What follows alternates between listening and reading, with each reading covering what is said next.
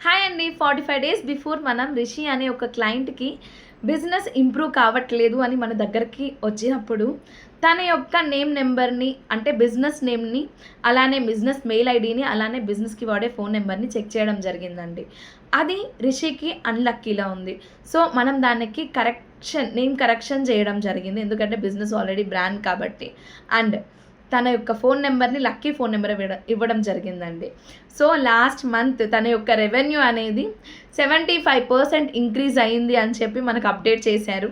అంటే తను రెగ్యులర్‌గా 30,000 అనేది ఎర్న్ చేస్తూ ఉన్నారు. ఈ మంత్ అక్షరాల 96,000 ప్లస్ అనేది ఎర్న్ చేశారంట. సో, అందరూ కూడా తనకి కంగ్రాచ్యులేట్ చేయండి. అర్థమవుతుందా? అందరూ కూడా congratulations Rishi on my word and congratulations for upgrading your money frequency.